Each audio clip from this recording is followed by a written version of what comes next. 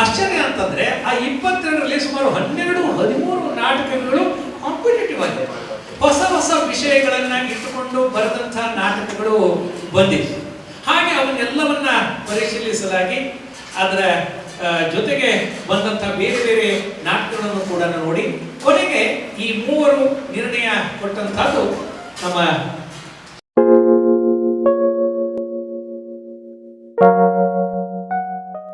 ಸಹೋದರ ಎಲ್ಲ ರಂಗಪ್ರಿಯರಿಗೆ ಗೊತ್ತಿರುವ ಹಾಗೆ ಇತ್ತೀಚಿನ ಕೆಲವು ವರ್ಷಗಳಲ್ಲಿ ನಾಟಕಗಳ, ವಿಶೇಷವಾಗಿ ಕನ್ನಡ ನಾಟಕಗಳ ಕೊರತೆಯನ್ನ ರಂಗಭೂಮಿ ಅನುಭವಿಸ್ತಾ ಇತ್ತು. ಆ ಕಾರಣಕ್ಕಾಗಿ ಅನೇಕ ರಂಗ ನಿರ್ದೇಶಕರು, ರಂಗಕರ್ಮಿಗಳು ಬೇರೆ ಬೇರೆ ಕಥೆಗಳನ್ನ, ಕಾದಂಬರಿಗಳನ್ನ ರಂಗಕ್ಕಾಗಿ ಅಳವಡಿಸುವಂಥದ್ದು ಅಥವಾ ಕೊಲಾಜ್ ಮಾಡುವಂಥದ್ದು, ಈ ರೀತಿಯ ಪ್ರಯೋಗಗಳನ್ನ ನಿರಂತರವಾಗಿ ಮಾಡ್ತಾ ಬರ್ತಾ ಇತ್ತು. ಆ ಹಿನ್ನೆಲೆಯಲ್ಲಿ ನಾವು ನಾಟಕವಿಗಳ ಟ್ರಸ್ಟ್ ನಾವು ಸೇರಿದಾಗ ವಿಚಾರ ಮಾಡ್ತಾ ಇದ್ವಿ, ಇದಕ್ಕೆ ಏನಾದರೂ ಒಂದಿಷ್ಟು ಕಾಯಕಲ್ಪವನ್ನು ಮಾಡಬಹುದಾ, ಒಂದಿಷ್ಟು ಏನಾದರೂ ಪ್ರಯೋಗಗಳನ್ನು ಮಾಡಬಹುದಾ ಅಂತಂದಾಗ ಕನ್ನಡ ನಾಟಕಕಾರರಲ್ಲಿ ಆದ್ಯ ನಾಟಕಕಾರರು ಶಾಂತಕವಿಗಳು. ಉಷಾಹರಣದಿಂದ ಆರಂಭವಾದಂತಹ ಆ ಒಂದು ಕಾಲಘಟ್ಟ, ಅವರು ಬರೆದಂತಹ ಅನೇಕ ನಾಟಕಗಳು.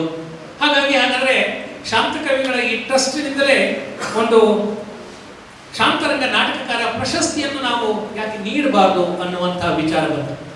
ಪ್ರಶಸ್ತಿಯನ್ನು ನೀಡುವುದು ಅಂತಂದ್ರೆ ನಾಟಕಗಳ ಕೊರತೆ ಇದೆ, ಆ ಪಠ್ಯಗಳ ಕೊರತೆ ಇದೆ.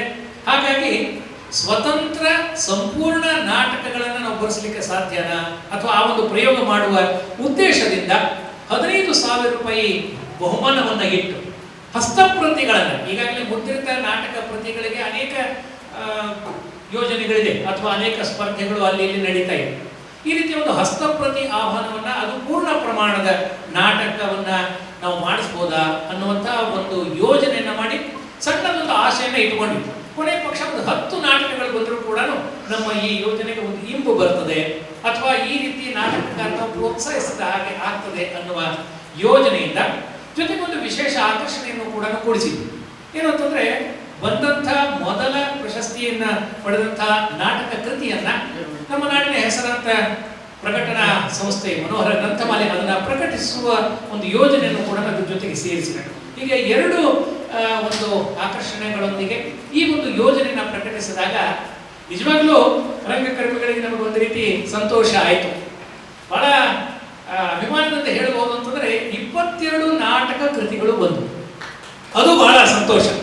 22 ನಾಟಕ ಕೃತಿಗಳನ್ನ ಮೊದಲ ಹಂತದಲ್ಲಿ ಅರವಿಂದ್ ಕುಲಕರ್ಣಿ ಅವರು, ಡಾಕ್ಟರ್ ಬಿ ಎಂ ಶರ್ವೇಂದ್ರ ಸ್ವಾಮಿ ಮತ್ತು ನಾನು ಮೊದಲ ಹಂತದಲ್ಲಿ ಅವನ್ನ ಒಂದಿಷ್ಟು ಪರಿಶೀಲಿಸಿ ಅವನ್ನ ಮುಂದಿನ ಹಂತಕ್ಕೆ, ಅಂದ್ರೆ ಅದರಲ್ಲಿ 10 ನಾಟಕಗಳನ್ನ ನಾವು ಆಯ್ಕೆ ಮಾಡಿಕೊಂಡು 10 ನಾಟಕಗಳನ್ನ ಆಯ್ಕೆ ಮಾಡಿಕೊಂಡು ಡಾಕ್ಟರ್ ಪ್ರಜ್ಞಾ ಮತ್ತಿಹಳ್ಳಿ, ಹಾಗೆಯೇ ನಮ್ಮ ಬಸವರಾಜ್ ಡೋಣೂರವರು ಮತ್ತು ವೆಂಕಟರಮಣ ಐತಾಳ್, ಆ 3 ತಜ್ಞರಿಗೆ ಅವನ್ನ ನಾವು ಕಳಿಸಿ ಕೊನೆಯ ಹಂತದ ನಿರ್ಣಯವನ್ನ ನಾವು ಅವ್ರ ಕಡೆಯಿಂದ ಮಾಡಿಸಿದ್ವಿ.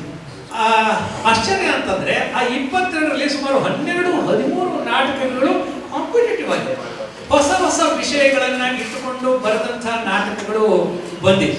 ಹಾಗೆ ಅವನ್ನೆಲ್ಲವನ್ನ ಪರಿಶೀಲಿಸಲಾಗಿ ಅದರ ಜೊತೆಗೆ ಬಂದಂತಹ ಬೇರೆ ಬೇರೆ ನಾಟಕಗಳನ್ನು ಕೂಡ ನೋಡಿ ಕೊನೆಗೆ ಈ ಮೂವರು ನಿರ್ಣಯ ಕೊಟ್ಟಂತಹದ್ದು ನಮ್ಮ ಶಿರೀಶ್ ಜೋಶಿಯವರ ಕಂಠಿಹಾರ ನಾಟಕಕ್ಕೆ ಪ್ರಥಮ ಬಹುಮಾನ ಬಂದದ್ದು ನಮಗೆಲ್ಲ ಹೆಮ್ಮೆಯ ವಿಷಯ.